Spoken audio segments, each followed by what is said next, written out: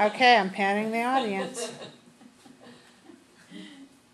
When I was 4 years old, I did things like sift sand, wiggle a piece of string in my fingers, line up my blocks and toys, have to have a toy in each hand, jump up and down and flap my hands. I didn't do things like make eye contact, respond when called by my name, or respond or call out for my parents when I got lost.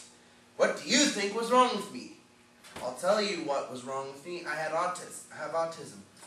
Using research and my own experiences, I hope to give you information that will shed some light on my affliction. Autism and its symptoms are the most complex diseases in the pathological world. Today night, I will go over the following.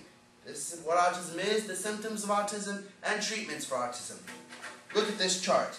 According to the CDC, autism occurs in 1 out of 150 births, and it can be seen in 1 to 1.5 million Americans, making it the fastest growing developmental disability with 10 to 17% annual growth, and with a $90 billion annual cost, 90% of which costs are in adult services. If not, 2/3 cost of lifelong care can be reduced 2/3 with early diagnosis and intervention. And if nothing changes, just in 10 years, the annual cost will be 200 to 400 billion. Those are the facts on a nationwide and worldwide scale. But what is autism to the people and those who love people who have it and those who love them? According to the Mayo Clinic and the DSM-IV, autism is a subcategory of pervasive developmental disorder, or PDD for short. PDD is a diagnostic category, like mental retardation or personality disorders. Its main issue is that it begins in early childhood or infancy. It is characterized by an impairment in social interaction, an impairment in communication, imaginative activity, and conversational skills, repetitive motor mannerisms, preoccupation with parts of objects, inflexible adherence to non-functional rituals, and an abnormal intensity or focus on restricted patterns of interest. Plus, there is also a long list of additional behaviors that may or may not present themselves, such as stereotypes, sleep disorders, and extreme response to sensory stimulus.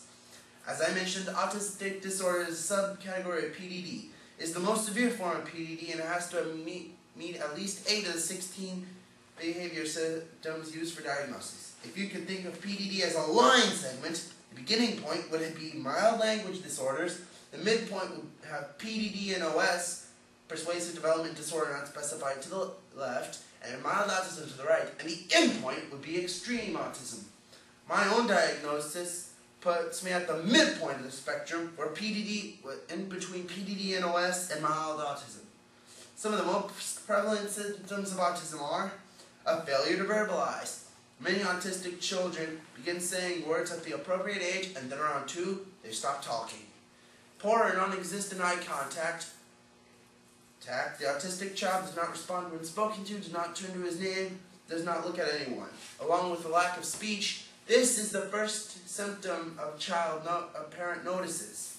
Resistance to change. This is when a person cannot handle having a change in any type of thing. Stereotypes. Stereotypes appear to be caused by overstimulation of sensory nerves, which causes repetitive behavior in the sufferer. And stereotypes can also include jumping, swaying, hand flapping, making weird noises, and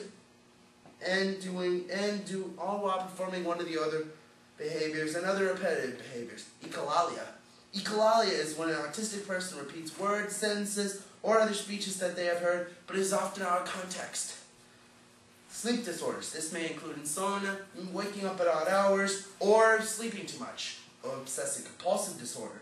This is when a person must focus on an object, a behavior, an idea, etc. Self-injurious behaviors. These might include head-banging, pulling hair, biting oneself, running into walls, etc. Treatment programs can be broken down into 3 categories. Behavioral and communication approaches, biomedical and dietary approaches, complementary approaches. Behavior and communication approaches generally involve Applied Behavioral Analysis, or ABA. ABA is a method designed by Dr. Ivor Lovas that breaks desired behaviors down into many small steps, is taught one-on-one for 40 hours per week. Medical and dietary approaches include many of these drugs that are currently prescribed for ADD, ADHD, depression, etc. They tend to control behavior, but do not, I repeat, do not help the autism itself. Dietary approaches involve the removal of either gluten or milk, or the additions of vitamins A, B, C, D, or zinc. Complementary approaches deal with communications improvement rather than with drug and autism itself.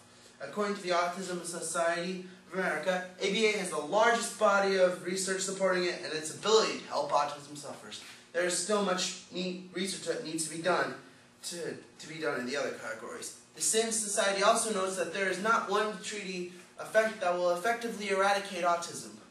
The key is diagnostics and picking which program is right for the person.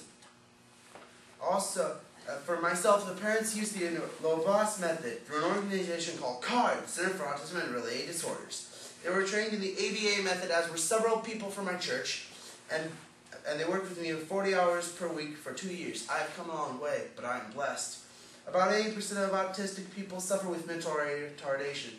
I am in the 20% who do not. It is not always easy, but with God's help, I intend to run the race and win the crown. Thank you, and good night.